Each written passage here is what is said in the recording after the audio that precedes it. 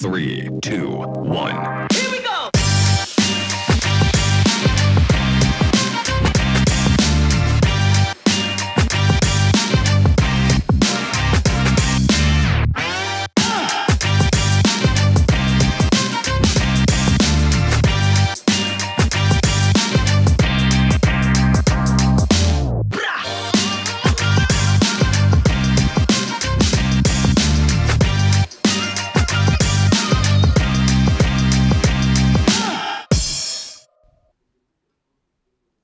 Bonjour à toutes et tous et bienvenue à vous qui nous rejoignez sur cette édition 2021 de Cyclo Nouvelle-Aquitaine.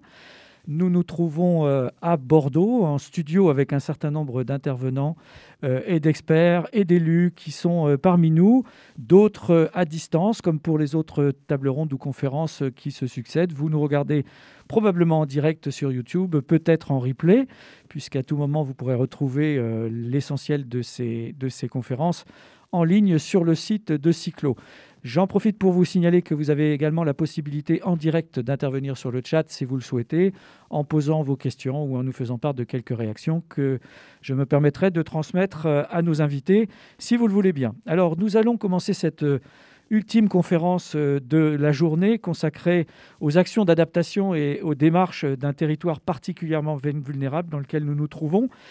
Pour ce faire, ce sont des élus et des acteurs et partenaires de Cyclo qui sont en séance plénière ici pour aborder leur stratégie territoriale face à l'urgence climatique et à la vulnérabilité de ce territoire particulièrement impacté. Alors certes, nous avons déjà évoqué à plusieurs reprises, comme vous le savez, en différentes conférences ou en différentes tables rondes, cette problématique, mais c'est à votre tour, messieurs les élus et partenaires de Cyclo, de nous faire part de vos modes d'action, de vos stratégies respectives. Et pour nous en parler, Henri Sabarot est avec nous, conseiller régional Nouvelle-Aquitaine, délégué aux zones humides et à la politique de l'eau. Monsieur Alain Renard, qui est vice-président du département de la Gironde, en charge de l'eau et de l'assainissement, de la préservation de l'environnement et de la gestion des risques et des ressources. Voilà pour l'exhaustivité de votre CV, si je puis dire. Monsieur Nicolas Gendreau, vous êtes directeur de l'eau de Bordeaux Métropole. Merci pour votre présence également. Monsieur Sylvain Boucher, vous êtes avec nous à distance, en visioconférence, comme pour certains intervenants, compte tenu des circonstances que nous connaissons. Monsieur Boucher, vous êtes président du pôle Aqua-Vallée, membre de France Water Team. Vous nous en direz un petit peu plus tout à l'heure.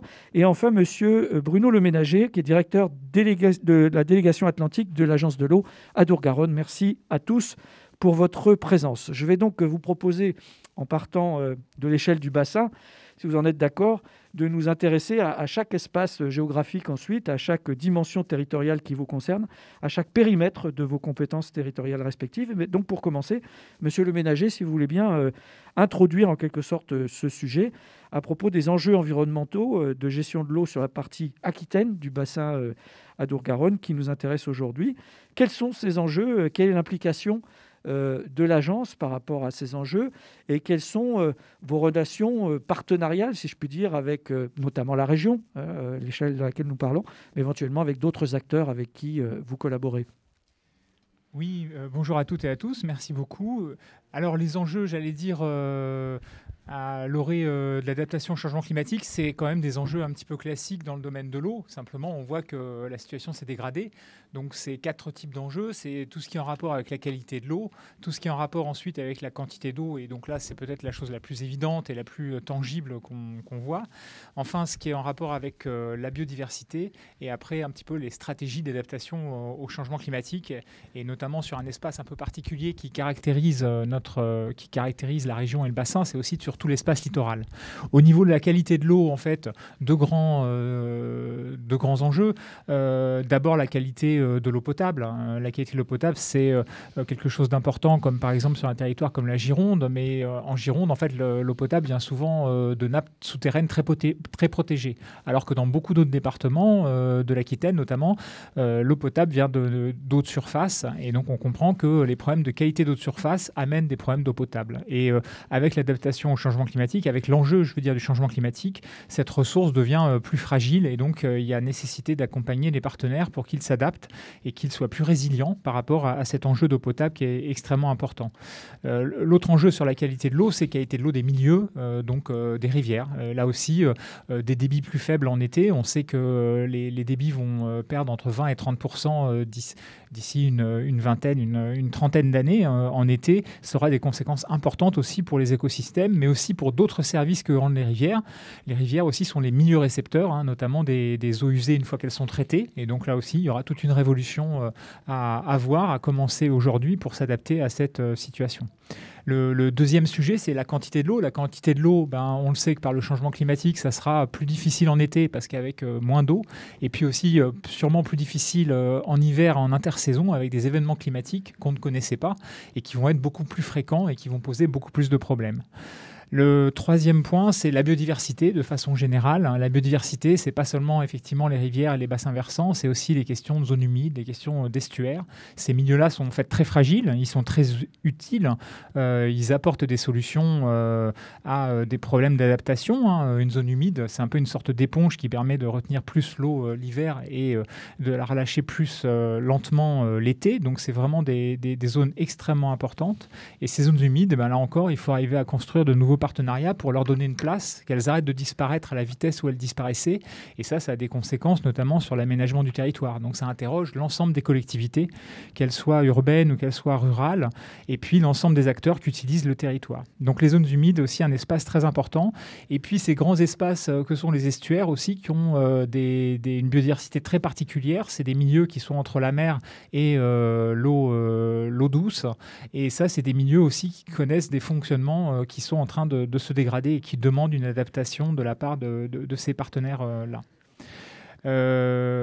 Évidemment, la région est un partenaire très important par rapport à notre politique et par rapport à l'accompagnement. Elle aussi, par définition, c'est une collectivité qui a une action d'intervention financière, qui a aussi une action d'aider les partenaires à mieux comprendre leur territoire, à animer des diagnostics, animer des débats, des décisions. C'est aussi un chef de file dans le domaine de la biodiversité et de l'aménagement du territoire. Donc, j'allais dire, la région, c'est vraiment un partenaire extrêmement important pour l'agence, mais avec tous les autres partenaires aussi qui vont de cet échelon-là à l'échelle locale, parce que les solutions, en fait, il faut les trouver à l'échelle de chaque bassin versant. C'est à partir de ces solutions-là, de ces échelles-là, qu'on trouve des solutions.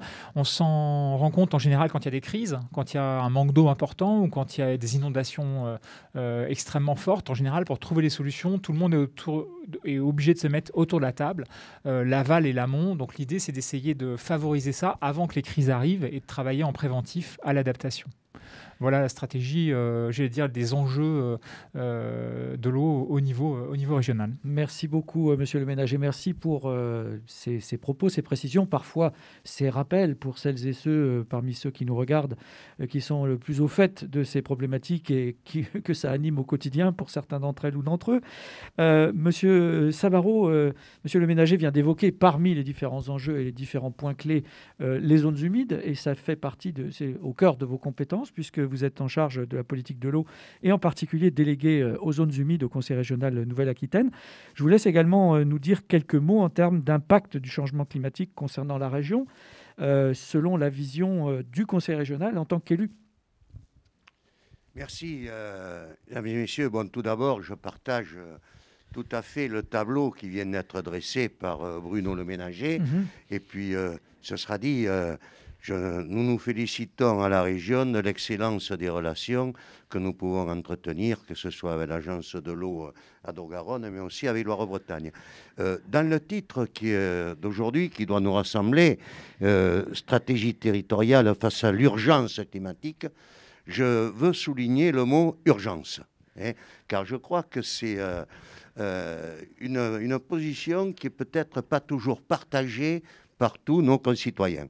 Je pense que vraiment, le sujet de l'eau, actuellement, il y a urgence par rapport à l'adaptation. C'est pour cette raison-là que la région Nouvelle-Aquitaine avait travaillé dans ces 10 dernières années sur ce que l'on a appelé la procédure Acclimatera, et où nous avions réuni des chercheurs de tous milieux, de manière à pouvoir faire un constat. Car pour bien faire partager des actions, il faut que le constat soit partagé. Donc tout cela a été mis en phase. Nous l'avons décliné par des réunions décentralisées en Nouvelle-Aquitaine. Je sais que nous étions allés à Bayonne, à Bordeaux, à Poitiers, pour essayer de faire partager, à Limoges, pour essayer de faire partager tout cela. Le constat a été fait, n'a pas été contesté.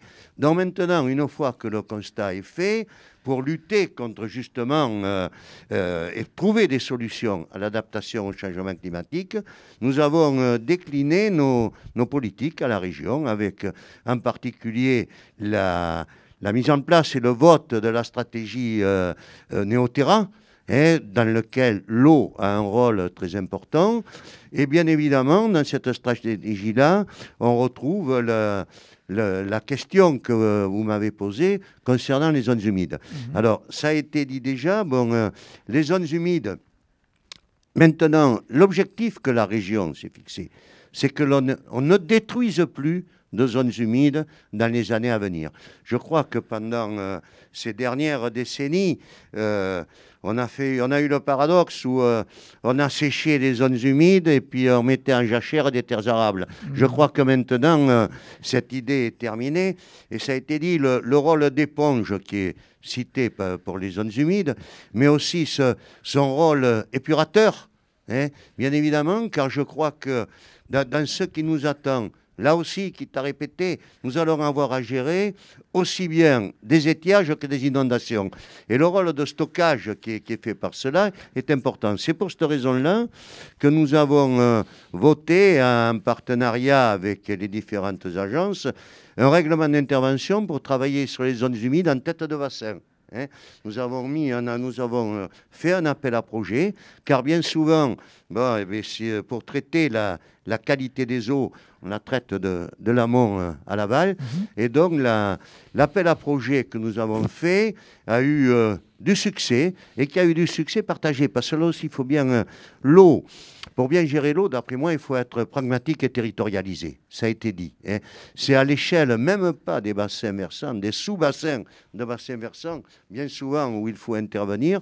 Donc, une politique forte et qui est couplée avec notre politique Néoterra, car bien souvent, dans les zones humides, il faut les traiter, il faut les maintenir, mais aussi il faut être très vigilant sur ce qu'on peut appeler des pollutions diffuses, et qui arrivent à altérer cette ressource de départ, dont la région est très impliquée là-dessus. Et pour être bien impliquée, parallèlement au constat que nous avons pu faire dans le cadre d'Acclimatera, nous avons travaillé sur les outils de gouvernance dans notre région. Et je crois maintenant que la quasi-totalité de notre région est couverte par les EPTB sur les grands fleuves, qui sont déclinés en SAGE sur des sous-bassins versants, de manière à avoir une gestion politique partagée. Et je crois que les outils de SAGE, sur lesquels, en partenariat avec le département, et en particulier la Gironde, c'est quelque chose d'important, parce que sur un sujet comme ça, nous sommes obligés de faire l'unanimité. Et pour faire l'unanimité, il faut beaucoup de débats. Et puis, il faut qu'autour de la table, toutes les tendances soient représentées. Gérer de l'eau sans mettre autour de la même table des agriculteurs, des industriels, des prestataires touristiques, des pêcheurs, ça ne marche pas. Donc, ça nous oblige à avoir une gouvernance. Mais sur ce sujet zones humides, la région en a fait une priorité, a mis beaucoup de moyens. Là-dessus, nous y reviendrons si vous le voulez bien, parce que je vous demanderai dans un second temps, si vous le voulez bien, de nous faire part du mode d'action, et justement concrètement de ce qui est fait par les uns et les autres. Je vous propose de continuer ce premier tour d'horizon. On aura bien compris à travers vos propos, Monsieur Sabaraud, aussi le rôle de la région dans la coordination et la solidarité amont-aval, puisque comme vous l'avez dit, vous êtes compétent à la fois sur des têtes de bassin, de sous-bassin, jusqu'à l'estuaire et jusqu'à la mer. D'autant plus que je crois que le partage qu'il y avait à un moment, on parlait de petits cycles de l'eau, de grands cycles de l'eau. On voit maintenant dans la situation où nous sommes, c'est que petits cycles et grands cycles, nous avons tous tout les doit mêmes être enjeux. concerté. Oui, oui, tout à fait. Merci beaucoup. Alors, on va continuer à descendre, si je puis dire, à l'échelle territoriale en faisant un focus sur d'autres. Ah oui, alors effectivement, tout dépend de quel point de vue on se place, mais n'y voyez rien de désobligeant, Monsieur Renard.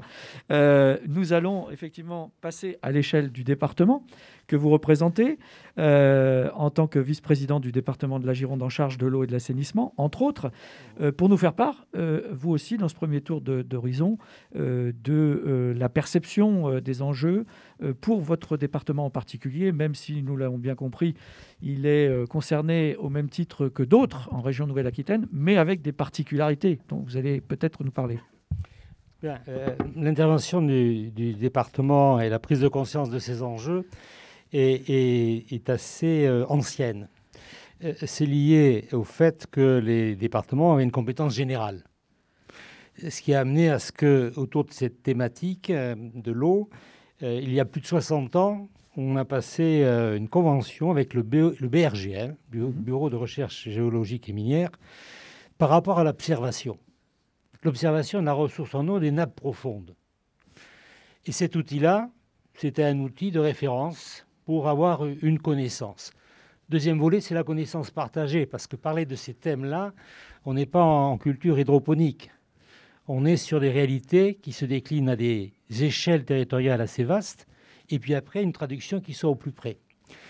Ce que je veux dire par là, c'est que sur cette thématique, on a des phénomènes qui ont été annonciateurs et qui n'ont pas été forcément pris à leur bonne mesure à un moment donné, mais que l'on a pu constater.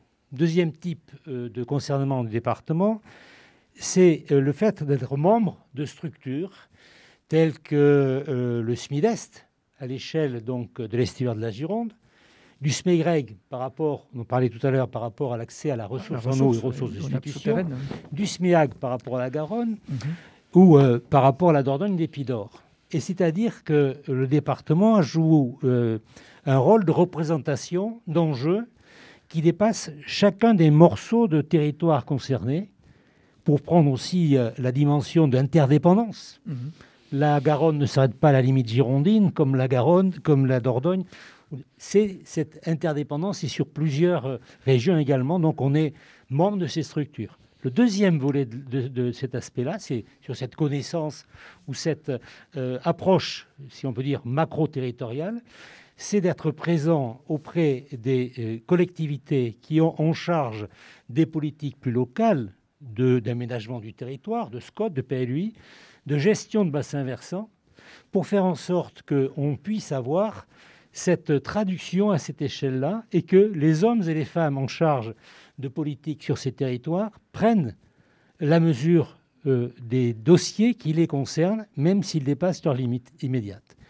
Et le troisième aspect, par rapport à ces enjeux liés au réchauffement climatique, c'est la vulgarisation d'un certain nombre de pratiques. C'est-à-dire que, oui, il y a besoin de grandes décisions et l'Agence de l'eau nous aide autour d'investissements qui sont conduits par les territoires ou des outils tels que j'évoquais Aménageo, qui est sur une lecture transversale des enjeux de l'eau, pas uniquement de l'eau potable, mais aussi tous les autres aspects, inondations et autres, à l'échelle des territoires. Mais nous sommes également représentants de ce que sont des enjeux plus globaux, économiques sur le territoire. Tout à l'heure, j'ai évoqué le fait que chaque habitant d'un territoire donné a plusieurs territoires de vie par rapport à l'activité économique et autres. C'est aussi faire prendre la mesure de ces interdépendances et que tout ne dépend pas d'une responsabilité d'un territoire donné. On est concerné par ce qui se passe alentour. Et aujourd'hui, la grande thématique autour des risques d'inondations fluvio-maritimes, par exemple, c'est aussi quelles sont la matière dont on va gérer l'inondation. Comment l'inondation, aujourd'hui, est un élément de fonctionnement de cette régulation et comment, par rapport à l'aménagement du territoire, les espaces qui sont appelés à avoir ces missions-là sont pris en considération par une globalité de territoires qui sont concernés par cette gestion-là. Pas uniquement comme étant l'exutoire de ce qui ne peut pas aller ailleurs. Merci beaucoup, Monsieur Renard. Monsieur Gendreau, je me tourne vers vous. Alors, je n'oserais plus parler de descendre à une nouvelle échelle et à l'échelle bordelaise maintenant. Disons, pour me justifier, que je parlais altitude, bien sûr, altitude moyenne, vous l'aurez compris. Mais au risque de vous frustrer, je n'utiliserai plus cette image.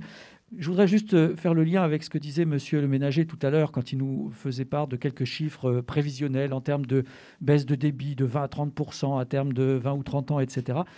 Ce que vient d'évoquer Monsieur Renard, ce qu'avait évoqué Monsieur Sabarot également, c'est sans compter sur la variabilité extrême à laquelle on est déjà, dont nous sommes déjà spectateurs. Il n'y a qu'à regarder dans les dernières semaines, si je puis dire, les événements pluviométriques ou en termes de température, pour ne parler que de ça, avec toutes les incidences que ça peut avoir sur l'eau, au sens très large du terme, que ce soit en termes évidemment de ressources, d'assainissement, d'adduction d'eau potable, etc. Je vous laisse nous en dire quelques mots si vous le voulez bien, parce qu'une métropole comme la vôtre, évidemment, de par sa situation géographique aussi particulière, est confrontée à quantité d'enjeux. Merci à vous. Bonjour à toutes et à tous. Effectivement, je vais illustrer de façon très concrète sur une métropole comment est-ce que le changement climatique impacte un certain nombre de politiques et quelles sont les différentes prises en compte de trois risques particuliers: le risque d'inondation fluvio-maritime, le risque d'inondation pluviale et le risque de gestion de la ressource. Alors tout d'abord, en matière de risque d'inondation fluvio-maritime, la métropole de Bordeaux est située à la confluence de la Dordogne et de la Garonne et est soumise à un certain nombre d'aléas. Tout d'abord, il y a de la marée à Bordeaux, puisqu'il y a 7 mètres de différence d'altitude entre la marée basse et la mer haute. Et historiquement, la métropole s'est protégée avec un certain nombre de digues pour faire face aux différentes crues. Aujourd'hui, on a été soumis à 2 tempêtes majeures, une en 99, la tempête Martin, et une en 2010, la tempête Xynthia. Et 17 communes sur les 28 communes de la métropole sont concernées par les inondations. On estime à plus de 40 000 personnes qui vivent en zone inondable, ce qui est non négligeable sur le territoire métropolitain. Et ce qu'on constate, c'est que ce risque d'inondation fluvio-maritime, qui vient essentiellement de l'estuaire, va avoir tendance à s'aggraver, puisque les événements risquent de devenir de plus en plus fréquents. D'autre part, parce qu'il y a une augmentation du niveau de l'océan prévisible, qui a bien évidemment un impact sur le territoire métropolitain, mais aussi parce qu'il y a une augmentation du risque des tempêtes, qui sont de plus en plus fréquentes et de plus en plus intenses. Et donc, on a une augmentation du risque de plus en plus fort sur la métropole. Alors, comment est-ce qu'on essaye d'intégrer ce risque dans l'aménagement du territoire? Alors, tout d'abord, il y a un certain nombre d'éléments en termes de contexte réglementaire, puisqu'on a en particulier la directive inondation de 2007 et le plan de prévention du risque inondation qui est en cours de révision et qui en ce moment est soumis à enquête publique pour prendre en compte ce risque sur le territoire métropolitain. Et évidemment, la volonté de la métropole, c'est de pouvoir gérer de façon compatible son développement avec la gestion de ce risque. Et un des éléments forts aujourd'hui qui est affirmé, c'est de pouvoir compenser les aménagements sur le territoire de la métropole. Parce qu'évidemment, quand on protège des territoires contre le risque inondation, on amène l'eau à un autre endroit, et on ne souhaite pas pénaliser les territoires voisins. Et donc la volonté, c'est vraiment d'avoir une gestion intramétropolitaine du risque d'inondation fluvio-maritime. Le deuxième risque dont je voudrais parler, c'est le risque de gestion des eaux pluviales. Le territoire métropolitain a toujours été soumis à des orages importants.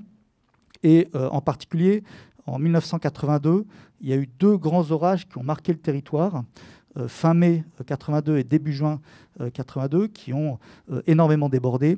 Et depuis, il y a eu une mise en place d'une politique volontariste avec tout d'abord un règlement d'urbanisme assez contraint, puisqu'on ce qu'on appelle, on limite les débits à la parcelle, c'est-à-dire qu'on demande à tout aménagement de retenir les eaux pluviales sur sa parcelle. On a mis en place tout un système de stockage d'eau pour faire en sorte que l'eau aille dans des réservoirs, dans des bassins, et non pas sur l'espace public ou dans les maisons. Et enfin, on a mis en place un contrôle centralisé de tout cela pour pouvoir gérer au mieux les événements. Il n'en reste pas moins que le changement climatique exacerbe les extrêmes et qu'on s'attend à voir des orages de plus en plus intenses. Et donc, évidemment, la question qui se pose à nous, comment revisiter cette politique et éventuellement comment redéfinir un certain nombre de normes, de règles dans le dimensionnement de nos ouvrages ou dans les réglementations qu'on impose dans la politique d'urbanisme. Et enfin, pour terminer, et là je ferai écho à ce qu'a dit M. Leménager sur l'impact du changement climatique sur les débits des cours d'eau. Effectivement, on estime en matière d'étiage une baisse de 25 à 40% des débits des cours d'eau, en particulier pour nous sur la Garonne et sur la Dordogne, à l'horizon 2050. Et donc, de fait, c'est un impact significatif sur la ressource. Tout d'abord en termes de quantité, parce qu'évidemment, moins de débit d'étiage, moins de quantité disponible l'été, mais aussi en termes de qualité, puisque l'impact des rejets de la métropole dans la Garonne et dans la Dordogne risque d'être plus pénalisant l'été. Et donc, on se pose la question de notre capacité de traitement et des contraintes que ce système risque de nous imposer dans les années à venir. Merci beaucoup, Monsieur Gendreau, Nicolas Gendreau, pour ces quelques illustrations qui nous fixent bien les idées, évidemment, sur la localisation précise de Bordeaux avec toutes les caractéristiques et effectivement tous les enjeux qui concernent cette ville et cette métropole. Monsieur Boucher, vous êtes avec nous en ligne. Je vais vous laisser prendre la suite, si vous le voulez bien, en tant que président du pôle Aquavallée, comme je vous présentais tout à l'heure, et par ailleurs président délégué de France Water Team, le pôle de compétitivité de la filière de l'eau. Je vais vous proposer dans un premier temps, pour ceux qui ne connaîtraient pas ces structures, de nous préciser ce qu'est ce pôle et quels sont ses rôles et missions, en quelques mots, si vous le voulez bien. Merci à vous. Tout d'abord, sans vouloir revenir sur les propos indiqués auparavant par les précédents intervenants, nous sommes face effectivement à une situation assez sensible sur le sujet de l'eau dans le cadre du changement climatique. Et si nous avons d'un côté des décideurs publics qui expriment une volonté politique, des utilisateurs qui sont soumis à des contraintes qui évoluent avec le cadre réglementaire et la disponibilité de l'eau, ici aussi il y a des équilibres économiques. Et de l'autre côté, il faut, pour faire vivre tout cela, essayer de progresser, gérer une connaissance et améliorer la connaissance. Et il y a d'un côté donc les acteurs académiques qui ont la connaissance et qui contribuent à la faire progresser, et les entreprises qui contribuent à la mettre en œuvre et à définir des sites d'application en lien avec des donneurs d'ordre publics ou des donneurs d'ordre privés, de façon à réaliser des équipements. Et il y a 10 ans de cela, dans le cadre des grands programmes de mise en œuvre des pôles de compétitivité, a été créé en France 3 pôles de compétitivité qui répartissent un peu l'intervention sur l'ensemble du territoire national et par agence de bassin, je dirais, et sur les agences de bassin Adour-Garonne et Rhône-Méditerranée-Corse, a été créé un pôle de compétitivité qui est Aquavallée, qui a mis en œuvre un ensemble de politiques en réunissant 240 acteurs, 220 entreprises, vingtaine de représentants académiques dans lesquels on retrouve un certain nombre de grands noms, donc les grandes universités du sud de la France, le BRGM, l'INRA, INRAE, et 220 entreprises, beaucoup TPE, PME, donc acteurs du territoire, créateurs d'emplois et créateurs de valeur pour le territoire, et qui ont réalisé à peu près 170 projets pour 126 millions d'euros de recherche et développement. Et si on le met au niveau national, donc c'est à peu près 2 fois plus. Et pourquoi au niveau national? Parce qu'en 2019, les 3 pôles de compétitivité français qui étaient donc Aquavallée dans le sud de la France, Dream en centre Val-de-Loire et ouest, et Hydreos dans le Grand Est, se sont réunis pour porter ensemble le label de pôle de compétitivité au niveau national et s'investir donc dans une démarche de coordination et d'impulsion au niveau national de la politique d'innovation et de la politique de développement économique dans le domaine de l'eau. Et au niveau national, donc, cela permet de réunir à ce stade à peu près 500 acteurs, 450 entreprises et 500 représentants académiques. Et comme je le disais, l'important de cette démarche, c'est que face aux décideurs politiques qui se sont exprimés auparavant dans leur territorialité, nous, ce que nous faisons, c'est en les entendant, de faire en sorte de faire se réunir des acteurs de l'entreprise et des milieux académiques dans une volonté de création d'innovation pour apporter des nouvelles solutions. Et ça peut être des solutions sous la forme de nouveaux équipements, mais aussi de nouvelles méthodes, de nouveaux procédés, de nouveaux savoir-faire pour essayer de faire en sorte que l'on puisse être plus performant dans cette démarche de gestion des territoires face à un phénomène de changement climatique et de rareté, en tout cas de plus grande difficulté d'accès ou de gestion de l'eau dans un usage pour les populations et pour les entreprises. Parce qu'il ne faut pas oublier une chose, je crois que c'était un chiffre qui avait été donné par l'UNESCO il y a 2-3 ans, qui disait que 78% des emplois économiques étaient liés à la présence d'eau. Enfin, étaient plus exactement liés à l'accessibilité à l'eau. Trop d'eau, ça veut dire ne pas pouvoir créer de l'emploi. Pas d'eau, c'est ne pas pouvoir en créer non plus. Donc, c'est pouvoir y accéder, pouvoir le gérer, pouvoir l'anticiper. Et cela réunit des techniques qui sont très diverses. On pense souvent à la station d'épuration ou à la station de potabilisation, et ça va beaucoup plus loin. C'est de l'informatique à des niveaux extrêmement massifs, extrêmement importants, avec de l'intelligence artificielle. C'est savoir utiliser et interpréter des images satellites pour calculer les stocks d'eau de surface, savoir utiliser les images satellites et les images radars pour anticiper le moment où un événement pluviométrique va se déclencher et la dangerosité de cet événement climatique, de façon à pouvoir informer les décideurs publics locaux pour qu'ils déclenchent ou pas les procédures de mise en sécurité des populations. Merci donc beaucoup. c'est tout un ensemble qui fonctionne, donc je dirais en cohérence avec le territoire et en cohérence avec les décideurs publics territoriaux. Merci Monsieur Boucher pour cette présentation détaillée. Je vous réinterrogerai dans un instant si vous le voulez bien, et comme je l'indiquais précédemment, je vais vous proposer un nouveau tour de table pour nous faire part dans ce deuxième temps de vos stratégies respectives, de vos plans d'action, de toutes les actions qui sont envisagées à différents niveaux. Bon, sans protocole, on va reprendre dans le sens aval-amont, si vous le voulez bien, pour changer. On va demander à M. Gendreau de reprendre la parole. Je ne pouvais m'empêcher tout à l'heure que vous allez être confronté à des mascarets qui auront peut-être l'allure de raz-de-marée demain.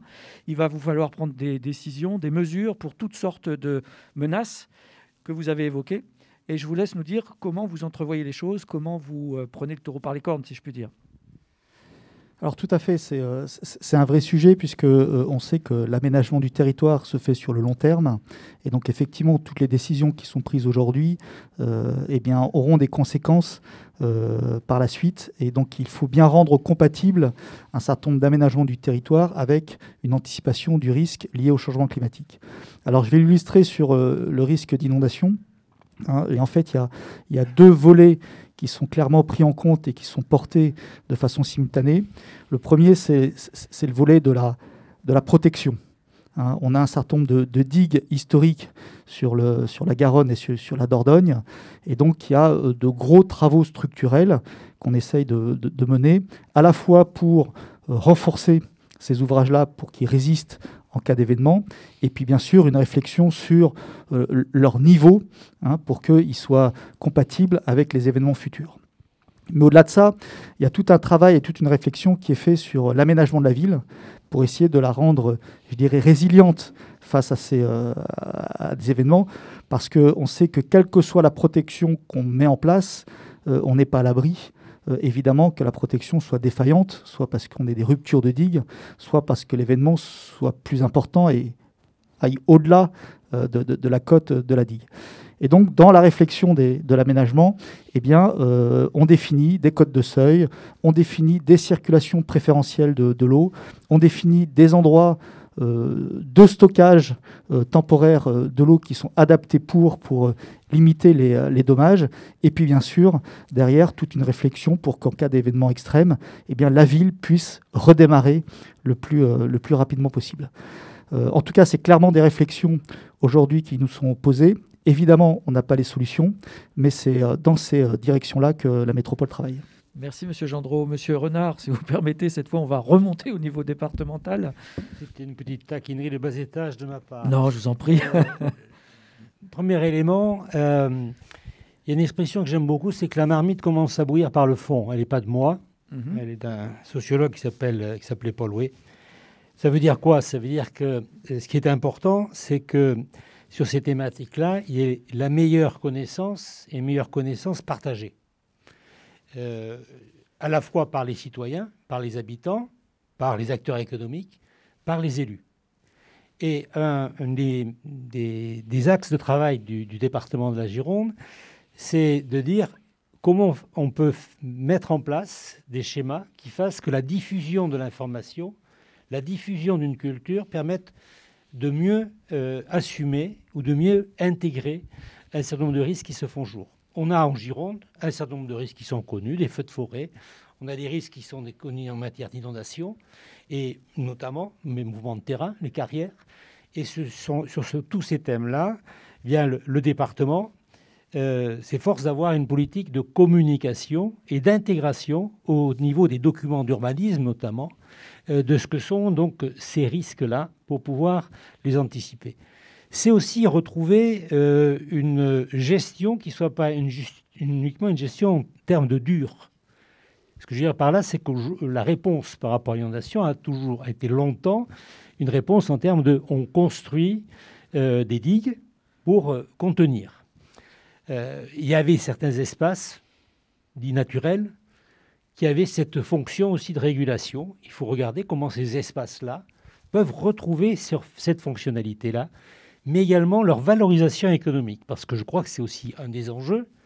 Il ne faut pas que sur ces thèmes-là, il y ait des territoires abandonnés.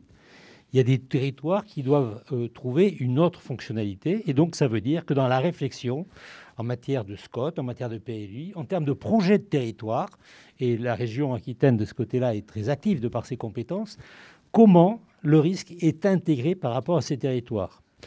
C'est également le décliner dans la réalité. On s'est appliqué au niveau de notre collectivité, par exemple, une démarche en termes de prévention, d'identification des risques, mais de manière très pragmatique.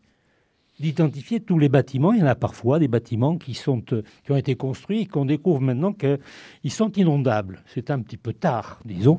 Et donc, ça nous amène à des dépenses importantes. Donc, ça veut dire que par rapport aux collectivités maîtres d'ouvrage, on met à leur disposition, notamment à travers Aménageo, un certain nombre de ces éléments d'information, mais on réfléchit aussi sur des questions d'accessibilité, y compris par rapport à nos propres constructions, si on s'applique à nous-mêmes.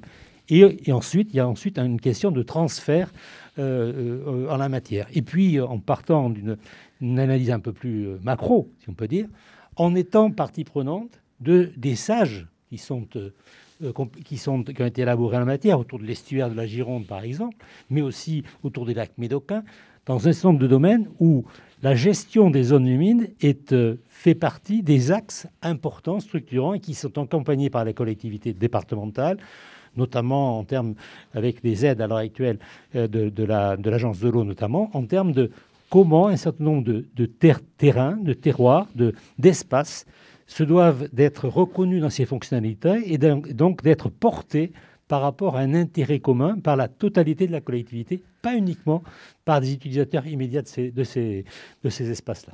Merci beaucoup Alain Renard. Alors retournons à l'échelle régionale, Monsieur Sabaro, pour nous développer ce que vous apprêtiez à nous expliquer tout à l'heure, justement en termes de mode d'action, en termes de stratégie, ce que la région envisage.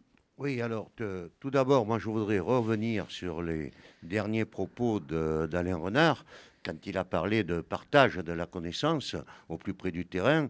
Et je crois que l'outil SAGE a montré sa performance, parce qu'on est sur l'échelle du territoire, et vraiment c'est le lieu idéal pour faire partager les enjeux des différents usagers et habitants là-dessus.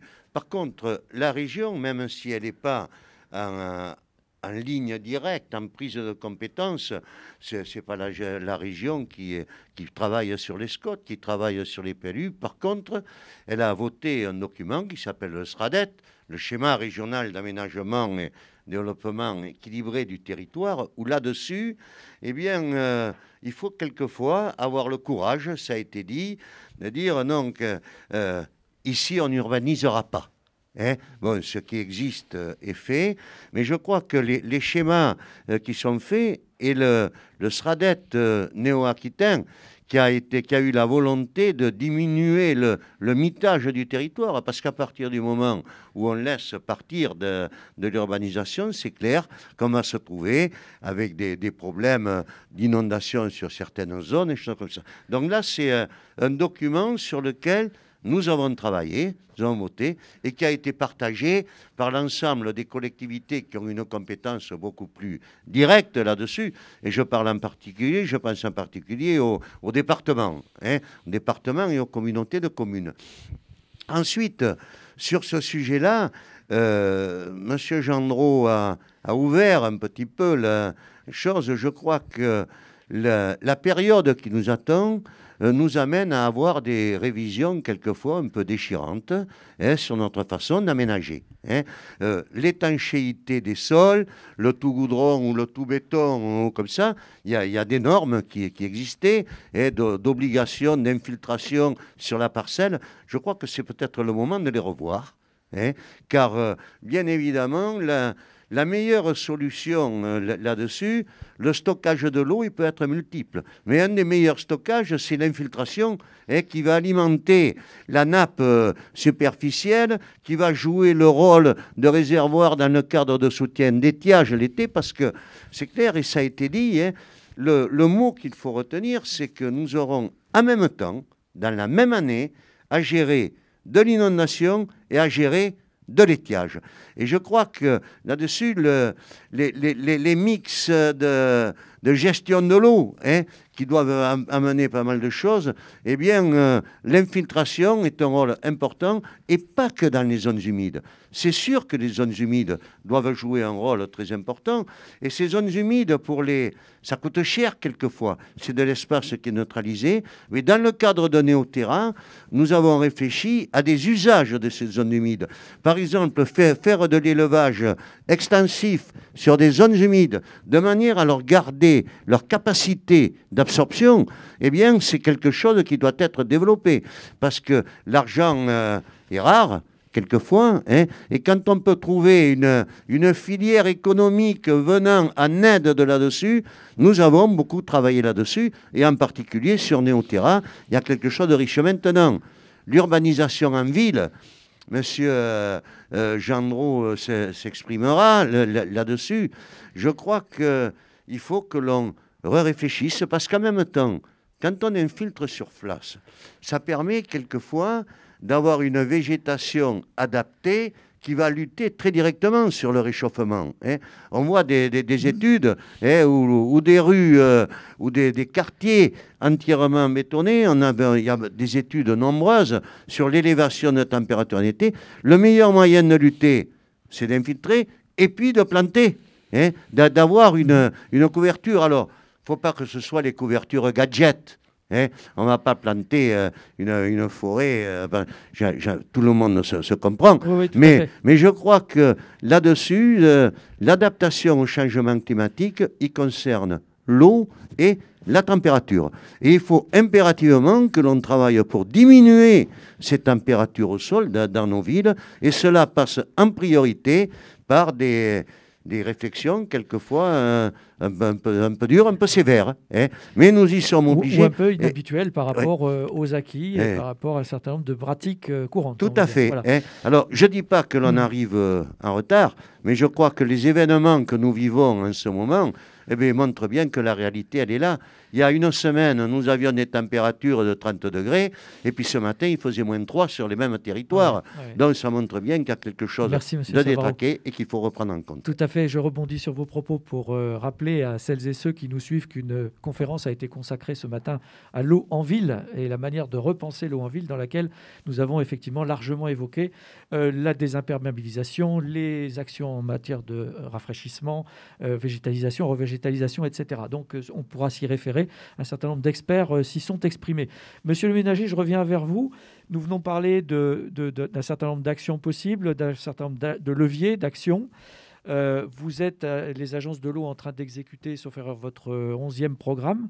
Vous avez un certain nombre, vous aussi, de critères d'éligibilité selon la pertinence de tel ou tel type d'action. Et à l'occasion, sauf erreur, de la contribution exceptionnelle de l'État dans le cadre du plan de relance, en avez-vous profité, si je puis dire, pour actualiser ces critères d'éligibilité ou la hauteur de vos contributions selon la pertinence, selon vous, de telle ou telle stratégie d'action ?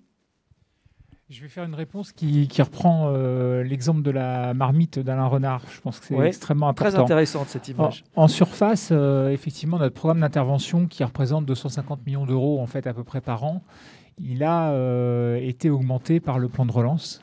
Donc on l'a augmenté avec nos propres réserves l'an dernier. On a rajouté 40 millions d'euros. Et l'État nous a attribué 46 millions d'euros pour cette année. Donc c'est vrai que ça permet de faire plus de choses par définition et ça permet d'accompagner des acteurs qui sont parfois plus dans l'urgence, voire plus dans la détresse. Et donc je pense que le plan de relance sert à ça. Et c'est important aussi ce que disait le vice-président d'Aquavalley. Évidemment, c'est les entreprises aussi qu'il faut absolument accompagner parce que tous décideurs que nous sommes, sans les entreprises, sans les forces économiques, il n'y a rien qui se fait, évidemment. Donc j'ai envie de dire oui, parce que de toute façon nos programmes sont toujours un petit peu dans l'air du temps, il y a une certaine modernité, donc oui, on a plus accompagné, on a insisté par exemple sur la réhabilitation des réseaux, un vieux problème, mais sauf que à force de s'accumuler, ce vieux problème, il devient un très jeune manque de solutions et il nous fait aller dans le mur par rapport aux solutions dans lesquelles on arrive. Mais ça, c'est un peu la surface de la marmite. Ce qu'on essaie de faire surtout, et on essaie d'utiliser le plan de relance pour ça, et on essaie d'utiliser notre programme pour ça, c'est vraiment la transition, c'est-à-dire d'accompagner les acteurs dans la transition. Et là, ce que disait Henri Sabarot, c'est souvent des choix douloureux, en fait, c'est des choix qui changent. C'est-à-dire quand on dit il ne s'agit pas de moins urbaniser, maintenant il s'agit de choisir des endroits où on ne va pas urbaniser. Si je peux faire la comparaison un peu autrement, il s'agit de faire sortir les acteurs de l'idée que comme le gâteau, si on compare le gâteau un petit peu à la ressource, va être la ressource en eau dont ils ont besoin. Comme le gâteau va être plus petit, il faut qu'ils s'assurent d'avoir une part plus grande. Alors, on veut sortir de cette logique-là. C'est pas ça du tout. C'est maintenant qu'ils comprennent et qu'ils sortent du déni. Et après, c'est un déni collectif. On ne met pas l'agence en dehors de ça. L'agence, c'est le bras armé du comité de bassin. Et le comité de bassin, c'est un parlement de l'eau. Donc, il y a tout le monde. Il faut sortir de cette logique qui est de plus toujours faire la même chose et donc de plus utiliser les anciennes solutions. Il faut arriver à passer sans angoisse. Il ne s'agit pas non plus de terroriser les gens et de les sidérer par une description de la situation, mais arriver à passer de nouvelles solutions. Les nouvelles solutions qu'on accompagne avec l'innovation. L'innovation, c'est indispensable, mais ça ne suffit pas pour faire une transition. Faire une transition, c'est vraiment dans le domaine agroécologique, changer ses pratiques. Dans le domaine du territoire, ce que la région disait par rapport au SRADET, de nouvelles règles de préservation d'espace à grande échelle, par rapport à la transition énergétique, concevoir autrement l'hydroélectricité. Ça veut dire s'appuyer plus sur elle, la développer, mais en préservant aussi les milieux. Donc voilà, c'est cet ensemble de solutions qu'on essaie de développer et qui est un peu le fond de la marmite. C'est-à-dire que là, effectivement, il faut qu'on s'adresse aux gens, il faut qu'on s'adresse au public, il faut qu'on s'adresse à tout le monde. On n'est pas uniquement sur les spécialistes de l'eau, qui étaient un petit peu le haut de notre marmite à nous, si je puis dire. Voilà. Merci, monsieur le ménager. Monsieur Boucher, je me retourne vers vous pour peut-être saisir la perche qui vient d'être tendue par monsieur le ménager quant aux entreprises. Non seulement quant aux besoins des entreprises éventuellement en la matière, en matière de stratégie d'adaptation au changement climatique, mais également en termes de contribution des entreprises. Que pouvez-vous nous dire là-dessus? Et peut-être que dans la foulée, je vous proposerai de nous faire part aussi du rôle d'un pôle comme le vôtre pour contribuer aux solutions. Oui. Alors déjà, pour rebondir effectivement sur les propos précédents, le contexte particulier de l'année 2020 a fait qu'il y a eu des plans de relance additionnels qui ont permis aux entreprises de trouver les moyens de rebondir et de ne pas souffrir outre mesure, en tout cas moins que d'autres filières, de la difficulté liée à cette contrainte sanitaire et de l'impact économique de cette contrainte sanitaire. Donc, par rapport à cela, je dirais un grand merci aux décideurs publics sur le fait d'avoir eu cette initiative très, très remarquable qui a permis aussi bien d'aider les entreprises de l'ingénierie que les entreprises de technologie et de gestion à pouvoir rester sur le terrain. Et elles ont fait en sorte, point aussi à signaler, c'est un point important et propre à cette filière, elles ont fait en sorte d'être présents parce que la gestion de l'eau, c'est une nécessité de tous les jours. Cela concerne les populations, cela concerne l'activité économique. Je l'ai dit tout à l'heure, une entreprise sans eau, elle ne peut pas exécuter ses missions. Donc, c'est aussi bien l'activité économique que la vie au quotidien de nos concitoyens. Et dans ce cadre-là, les entreprises, de quoi ont-elles besoin? Elles ont besoin d'avoir un cap clair et une vision claire de ce sur quoi elles vont intervenir. Le constat qui a été évoqué, il est très largement partagé. Nous avons en face de nous une vraie difficulté qui est liée à l'ensemble des contraintes issues du changement climatique. Plus d'eau à certains moments, pas assez à d'autres. Donc, comment savoir gérer à la fois l'excès et la rareté. Et pour ça, il faut des entreprises présentes, il faut des entreprises performantes et il faut beaucoup de développement d'innovation. Alors, ce n'est pas uniquement de l'innovation technologique, c'est aussi de l'innovation dans les méthodes, une approche beaucoup plus globale, à la fois au niveau de l'ingénierie, mais aussi au niveau des réalisations. Et sur l'ensemble du territoire national, il y a fort heureusement une école française de l'eau qui est extrêmement dynamique, qui a eu dans le passé et encore maintenant la capacité de développer et de gérer beaucoup d'innovations qui font que les entreprises françaises de l'eau au niveau international sont plutôt identifiées comme des entreprises très performantes. Donc le message que j'ai envie de faire passer vis-à-vis des décideurs publics, c'est faites confiance à vos entreprises. Elles ont des savoir-faire, elles sont prêtes à les mettre à votre service. Ces savoir-faire, elles les ont développés, elles ont besoin de les améliorer. C'est tout le processus d'innovation. Pour faire un processus d'innovation, il faut savoir quels sont les besoins des territoires. Donc, pouvoir avoir des occasions d'échanger, comme aujourd'hui, à l'occasion de différents salons, à l'occasion de colloques que nous contribuons à organiser avec les entreprises, les milieux académiques et les décideurs publics. Donc, bien comprendre l'expression de la demande, de façon à très vite anticiper et identifier les sujets de mise au point de nouvelles techniques, de mise au point de nouvelles méthodes sur lesquelles il faut s'investir pour être présent quand les décideurs publics concrétiseront, donc sous forme de mise en œuvre, d'appel à projet pour mettre en œuvre des solutions.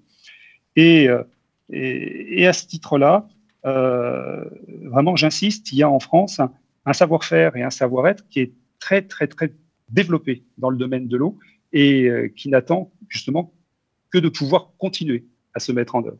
Alors, ça se concrétise dans beaucoup de sujets différents. J'ai entendu parler, par exemple, de problèmes de canalisation. Les entreprises ont beaucoup travaillé sur le fait de mieux comprendre le vieillissement des canalisations et d'avoir une gestion patrimoniale, de mettre au point des solutions de gestion patrimoniale pour les décideurs publics, de façon à avoir des capacités d'anticipation sur le programme d'investissement en utilisant des bases de données avec des outils d'analyse plus performants. J'ai évoqué aussi les solutions d'identification et d'anticipation sur les événements pluvieux de façon à développer les solutions de crise. Mais il y a aussi toutes les solutions d'utilisation d'eau en période de rareté, notamment avec la reuse. Donc, comment faire une reuse plus efficace et mieux comprise au niveau agricole, agroalimentaire, mais aussi, pourquoi pas, au niveau aquacole, puisqu'il y a des solutions aquacoles qui maintenant commencent à se développer et qui sont beaucoup moins consommatrices d'eau que les solutions qui existaient auparavant et qui peuvent contribuer là aussi au développement économique des territoires. Les solutions sont vraiment très très larges. C'est plus largement comment être plus efficace collectivement sur la gestion des stocks d'eau, pas uniquement l'eau de surface, mais l'eau de surface et l'eau souterraine, de façon à rendre le maximum de services plus performant, plus économe pour l'ensemble du collectif. Merci beaucoup Sylvain Boucher. Juste pour la gouverne plus profane d'entre nous, quand on parle de reuse, on parle bien de réutilisation des eaux usées, hein, n'est-ce pas? Réutilisation des eaux usées, tout à fait. Oui, merci beaucoup Sylvain Boucher. Monsieur Savaro, refaisons pour terminer sur cette dernière partie un peu de prospective. J'étais en train de me demander, l'échelle régionale est la bonne pour commencer, quels résultats peuvent paraître aujourd'hui envisageables, quels pourraient être les résultats escomptés pour atteindre des objectifs communs? Sur quel plan pourriez-vous progresser le plus vite, d'après vous, à l'échelle régionale? Mais on demandera évidemment aux acteurs d'autres périmètres. Je partage tout à fait les propos de M. Boucher. On a parlé de reuse. La région Nouvelle-Aquitaine, comme toutes les régions, est pilote en matière économique, de développement économique et recherche. Et je crois que ce qui est fait au niveau de notre région, c'est un peu dur peut-être de dire, peut-être citer un exemple, mais je crois que sur ce sujet-là, nous avons lancé sur un appel à projet, un partenariat avec l'Agence de l'eau pour justement travailler sur la réutilisation des eaux usées. Comme nous avons aussi lancé un appel à projet sur l'industrie, les économies d'eau dans l'industrie. Et donc, les économies d'eau dans l'industrie, je vois, ça fait 2 ou 3 commissions permanentes où nous sommes venus en aide à une entreprise de fabrication dans l'agroalimentaire, une autre de beurre, où dans le même temps, on encourage l'économie. Souvent, ce sont des entreprises qui prenaient de l'eau dans les nappes profondes, hein, et donc qui doivent être réservées. Ça a été dit, nous avons la chance en Nouvelle-Aquitaine, dans beaucoup de territoires, avoir de l'eau potable de bonne qualité. Et donc, là-dessus, l'appel à projet qui a été fait en partenariat avec l'agence, certains s'étaient attachés à avoir des économies d'eau en matière domestique. Nous avons travaillé sur le volet industriel et en matière de recherche et de développement. L'appel à projet que nous lançons en partenariat, bon, c'est un budget, malgré tout, sur la recherche de 8 millions d'euros, dont 2 millions de la région Nouvelle-Aquitaine, et partagé aussi avec l'agence de l'eau Loire-Bretagne et Adour-Garonne. Moi, je ne voudrais pas terminer cette intervention avec 2 idées très personnelles. Par rapport à tout ce que nous venons de dire, il y a quelque chose qui est envisagé que je regrette beaucoup, c'est le rôle de l'éducation nationale dans les nouvelles générations. Je crois que maintenant, dans la situation où l'on est, j'ai des petits-enfants et je regarde quelquefois ce qu'ils apprennent. Je crois qu'un développement de l'enseignement sur les problèmes de l'eau, d'économie de l'eau, des problèmes sur la qualité de l'eau, doit être absolument porté. Hein, car ce sont ces générations-là qui arrivent, qui vont avoir à souffrir de ce problème. Et puis ensuite, une vision très particulière peut-être sur la Nouvelle-Aquitaine. La continuité écologique de nos rivières. Notre région est la seule région européenne qui encore présente, quelquefois de façon fragile, toutes les espèces amphihalines, que ce soit la lamproie, que ce soit le saumon, que ce soit la lauze.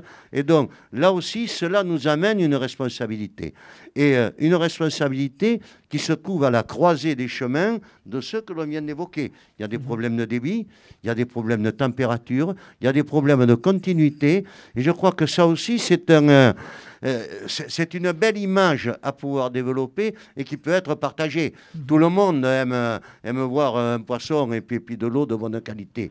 Et je crois que là, on se trouve au carrefour. On a parlé d'hydroélectricité. Hein, c'est Bruno Le Ménager qui en a parlé en disant travailler sur peut-être une hydroélectricité prenant en compte un peu plus la totalité du rôle dans ces rivières. Après, être prudent aussi. C'est un terrain qui est en train peut-être d'évoluer. Par rapport à la continuité écologique, notamment. Oui, oui, sur la continuité écologique. Et puis, il y a très certainement une amélioration des capacités de stockage. Et quelquefois, dans des barrages existants, sur lesquels il n'y a peut-être pas toujours eu l'entretien, et puis on peut refaire. Et puis, pas de dogme, d'après vous. Non, et que l'on ne s'interdise rien. Je crois que dans la période que l'on va aborder, le mix de l'eau, eh bien, quand on aura fait beaucoup de progrès sur l'infiltration pour l'entretien des nappes superficielles qui vont entretenir cela, quand on aura travaillé sur une agriculture qui sera beaucoup moins dépendante peut-être, et puis quand on aura aussi amélioré certains barrages existants, ne nous interdisons pas au niveau de sous-bassin de regarder aussi la totalité, la possibilité de faire d'autres réserves. Je sais que c'est un sujet qui peut être conflictuel, mais à partir du moment où on a tout essayé, et si le projet de territoire peut amener une plus-value, ça aussi, ça fait partie des réflexions que nous devons mener. Merci beaucoup, Monsieur Savaro. Monsieur Gendreau, un mot également en matière de prospective. Juste après, si vous le permettez, que je me permette de communiquer un message encourageant que nous avons entendu ce matin justement dans la conférence consacrée à l'eau en ville à propos de l'enseignement, à propos de l'éducation nationale,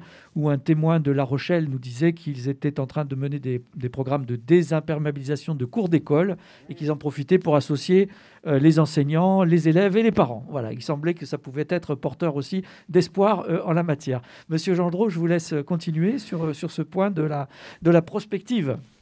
Oui, effectivement, moi je pense que c'est un élément extrêmement important et je voudrais rebondir et compléter ce que disaient M. Boucher et M. Savaro, à savoir que je suis convaincu qu'il faut se donner de la place pour l'expérimentation et l'innovation, parce qu'aujourd'hui on n'a pas de solution toute faite, toute tracée selon les différents sujets qu'il faut instruire, et donc il faut vraiment être créatif, expérimenter, dans des contextes différents, avec des méthodes différentes, sur des sujets différents. Il faut vraiment qu'on se lance dans ces innovations, ces expérimentations. Et comme le disait M. Renard, qu'on partage cette information, qu'on la diffuse pour que, entre guillemets, ce qui se fait sur un territoire, sur un sujet donné, puisse être valorisé sur un autre territoire, sur un autre sujet, voire sur des changements d'échelle. Et donc, vraiment, lançons l'expérimentation pour pouvoir permettre d'être créatifs et de trouver des solutions à nos sujets collectifs. Voir donc l'expérimentation en collaboration avec d'autres échelons. Monsieur Renard, du point de vue départemental, quelques mots de prospective également. En tout cas, je ne doute pas que vous avez quelques messages à faire passer en la matière. Je vais essayer de donner des messages, mais pas d'être messianique. Je voudrais quand même rebondir sur ce que vient de dire M. Gendreau, directeur de l'eau à la métropole. Tout à l'heure, il évoquait la thématique qui va être celle des rejets des effluents de la métropole par rapport aux étiages. Eh bien, aujourd'hui, nous avons le même problème, par rapport à des petites rivières et des ruisseaux. C'est-à-dire qu'une question qui va se poser à l'échelle d'un fleuve comme la Garonne, une métropole, eh bien, on se le pose au niveau des territoires de dimension plus réduite. Et peut-être que c'est de l'innovation, de l'expérimentation sur les seconds qu'on va pouvoir tirer des choses sur les premiers. Et à travers le propos de M. Boucher, ce que je voudrais dire, c'est que moi, je ne doute pas qu'il y a toutes les compétences existantes pour mettre en œuvre des solutions. La question, c'est la connexion. La connexion entre les lieux où se posent ces thématiques, où vont se poser ces thématiques.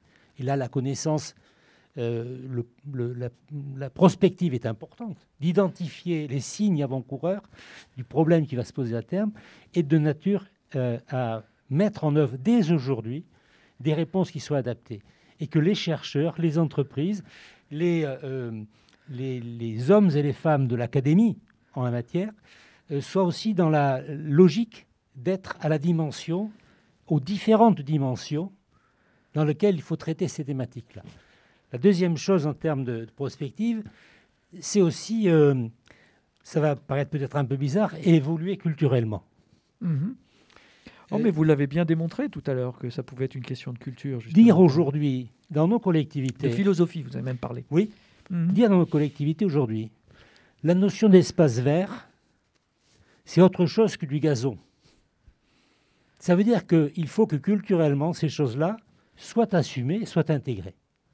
Ça veut dire que l'enjeu, il est peut-être d'avoir une autre approche par rapport à ce qu'est une rythme de nature, une composante de nature, une composante de milieu qui a préexisté à ceux qui aujourd'hui sont issus d'une culture hydroponique, je reprends le terme, parce que la culture par rapport à son territoire, à son terroir, eh bien, ce n'est pas quelque chose, avant on l'avait parce qu'on ne bougeait pas, aujourd'hui c'est important de s'approprier le territoire sur lequel on vit, sur lequel on doit décider.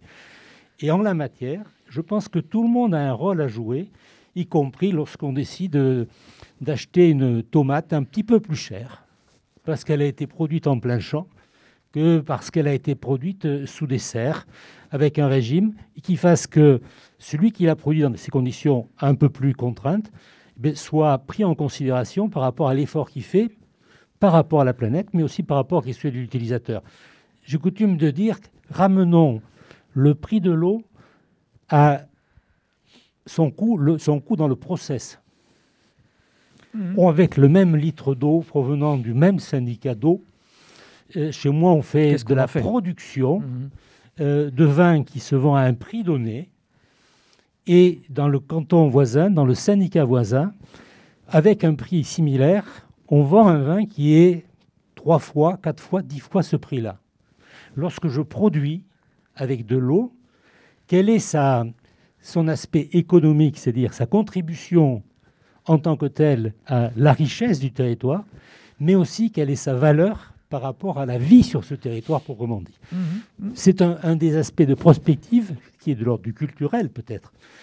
Ensuite, la technique se mettra en œuvre pour apporter des réponses les plus adaptées en s'interdisant aucune possibilité en la matière. Merci beaucoup, Monsieur Renard. C'est vrai qu'on a beaucoup parlé de ville, d'urbain jusqu'à présent dans cette table ronde, bien que vous ayez fait allusion, Monsieur Renard, très justement à la situation de petits cours d'eau, donc forcément aussi aux zones rurales. Et puis vous venez de nous rappeler, s'il était nécessaire de le faire, que l'eau est aussi notre premier aliment, et pas seulement au robinet, mais à travers toute la production agricole et viticole, puisque je sais qu'elle vous tient à cœur. Avant d'interroger une dernière fois Monsieur Boucher, peut-être sur une actualité plus économique, mais nous verrons pourquoi, je vais me tourner vers Monsieur le Ménager pour nous faire un petit résumé, si vous le voulez bien, par rapport à ce qui a été dit en termes de prospective, sur ce en quoi l'agence est en capacité d'accompagner toutes ces bonnes intentions, si je puis dire, pour qu'elles aient les chances d'aboutir et pour qu'elles aillent dans le bon sens et dans le bien commun. Oui. Alors le résumé, il est assez simple en fait, parce que c'était finalement la question aussi de la prospective. C'est-à-dire qu'il faut faire apparaître la prospective. Et j'allais dire, il y a deux prospectives. Il y a la prospective du cerveau préfrontal, c'est celui qui calcule les chiffres, celui qui est raisonnable, celui qui permet de concevoir. Là, la marche est très haute, puisque finalement, au niveau de la région Nouvelle-Aquitaine, c'est les mêmes chiffres en fait que le bassin Indre-Garonne. Actuellement, on manque de 200 millions de mètres cubes sur 2,4 milliards à peu près prélevés chaque année. Et dans 30 ans, ça sera 6 fois plus. C'est-à-dire qu'en fait, pratiquement, tous les 10 ans, on va multiplier par 2. Et donc là, il y a un deuxième cerveau qui est plus profond, qui est plus archaïque, qu'on appelle le cerveau reptilien. C'est celui qui a peur de manquer. Donc je vais finir avec mon histoire de gâteau. Actuellement, beaucoup d'acteurs sont dans cette idée. C'est je vais avoir moins d'eau. Comment je vais faire avec moins d'eau? Comment je peux faire pour avoir autant d'eau, voire même plus d'eau? Alors que ce qu'il faut arriver à faire, c'est rassurer un peu ce cerveau reptilien pour lui poser la question, comment tu fais dans 10 ans avec 2 fois moins d'eau? Comment tu fais dans 10 ans, dans 20 ans, avec 3 à 4 fois moins d'eau? Et là se trouve la vraie adaptation. Et voilà, et c'est là qu'est l'adaptation. Et c'est là que tout ce qui a été dit, c'est que ça passe par la question de la responsabilité en consommation, ça passe par la question du prix. Le prix, il a un côté préfrontal, il a un côté cortex. C'est vrai que 4 € le mètre cube, les gens de toute façon ne savent pas combien ils consomment, ils ne savent pas le prix du kilowattheure. Mais quand on est à la tomate, quand on est au poisson, là par contre c'est un peu plus concret. Et c'est vrai qu'il y a un gros paradoxe, il peut y avoir parfois un enjeu politique à baisser un prix de l'eau sur le long terme, alors qu'en fait la valeur de l'eau, on est tous en train de le constater ensemble, c'est vraiment quelque chose qui doit augmenter si on veut arriver à préserver notre attractivité, notre compétitivité, quoi. Donc pour dire qu'est-ce que peut faire l'agence, un petit peu en résumé, on doit continuer d'accompagner ça, on doit continuer d'accompagner cette prise de conscience, on ne doit pas être trop, j'allais dire, techno dans nos discours, sinon on s'adresse qu'au cortex préfrontal et les cerveaux reptiliens de tout le monde ne nous entend pas. Et donc je pense que c'est vraiment, enfin je trouve qu'il y a vraiment un alignement remarquable dans tout ce qu'on a dit. Alors je n'ai pas entendu ce que dira Monsieur Boucher, mais il y a vraiment une convergence, quoi, sur le fait de dire que c'est le moment de prendre la responsabilité de tout le monde là, au niveau de la consommation, au niveau de la production, au niveau de l'aménagement du territoire, au niveau des infrastructures, on disait les infrastructures des digues par exemple. Donc voilà. Je ne veux pas être beaucoup plus long, mais en tout cas, merci beaucoup de nous avoir permis de participer à cette table ronde. Merci à vous, Monsieur le Ménager. Merci pour ces propos en guise de conclusion, en tout cas qui font bien la synthèse d'un certain nombre de choses qui ont été dites. Monsieur Boucher, ce n'est pas pour vous donner le mot de la fin, mais je ne vous ferai pas l'économie de vous interroger sur l'actualité économique, comme je le disais. Je ne peux pas m'éviter d'évoquer la période particulière que nous traversons depuis un an. Et cela m'incite à vous demander comment se porte, quel est le bulletin de santé de la filière eau actuellement depuis qu'a commencé cette pandémie. Comment se portent les entreprises, quelles sont les perspectives? Là aussi, nous ferons de la prospective avec vous. Alors, quelle est la situation et quelles sont les perspectives? Alors déjà, commençons par la prospective. Singulièrement, tout ce que vous avez évoqué tout à l'heure montre qu'il y a effectivement un mouvement très fort dans le domaine de l'eau, une volonté à la fois d'aménagement du territoire, de modernisation d'infrastructures, d'adaptation d'infrastructures, et donc un vaste mouvement de volonté publique de s'intéresser au domaine de l'eau. Tout ça, bien sûr, c'est très enthousiasmant pour les entreprises, et donc on voit bien, et les programmes de l'agence le montrent, et les programmes des collectivités le montrent, qu'il y a une tendance, une volonté d'investissement dans ces différents domaines qui donnent de l'activité, des perspectives d'activité, à la fois aux entreprises de maîtrise d'œuvre et aux entreprises de travaux. Cela étant, il y a eu une année 2020 qui a été assez difficile à traverser. Tout récemment, nous avions, Aquavalley, fait 2 sondages auprès de notre réseau et auprès des maîtres d'ouvrage au cours de l'année pour voir quelles étaient leurs volontés d'investissement, l'évolution de leurs commandes publiques, qui montraient qu'il y avait eu une tendance à la baisse au début, puis une réaction pour relancer la commande publique. Il y a eu tout récemment la publication d'une enquête nationale qui a été annuelle, qui est réalisée par la DCF, l'Association des collectivités de France, des communautés de France, et qui montre que globalement, dans le domaine de l'environnement, je dirais c'est une baisse de 20% d'activité, à peu près tout territoire confondu, au niveau national. Je ne focaliserai pas sur un territoire, une région par rapport à l'autre. Ce qu'il y a, c'est que quand on regarde dans le détail, c'est très différencié par nature d'acteurs. Parce que, comme je le disais, le monde de l'eau, c'est un monde qui est beaucoup plus complexe que ce que l'on peut imaginer. Vous avez des informaticiens, vous avez des gens qui font des équipements de mesure, vous avez des laboratoires, vous avez des hydrauliciens, vous avez des entreprises de travaux publics, vous avez des canalisateurs, vous avez des gens qui font de l'ingénierie, des gens qui font des équipements de décontamination de différentes natures. Et donc, vous avez beaucoup de métiers différents qui interviennent dans l'ensemble du cycle de l'eau, que ce soit pour un décideur public ou un décideur privé. Et ces entreprises ont connu des situations assez diversifiées. Certaines n'ont profité pour accroître leur chiffre d'affaires parce qu'elles se sont rendues compte que les solutions de décontamination, par exemple, qu'elles utilisaient pour traiter l'eau, ces solutions de décontamination, elles pouvaient aussi être utilisées pour traiter les surfaces ou traiter l'air. Et vous avez des entreprises qui se sont investies dans la réalisation d'équipements qui se commercialisent depuis plusieurs mois et qui se développent assez largement. Donc, ils se sont diversifiés. Pour apporter des solutions anti-Covid. Vous avez des entreprises qui se sont investies dans le développement de tests rapides pour détecter ou pas la présence du Covid ou de résidus de Covid dans l'eau. Donc, vous avez des entreprises qui ont su profiter de la situation.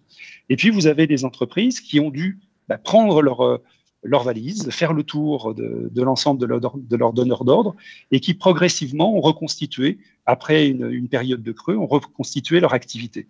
Donc, je vous dis globalement, sur l'ensemble de la filière, c'est à peu près une baisse de 15-20% d'activité. C'est à peu près celle du secteur de l'environnement.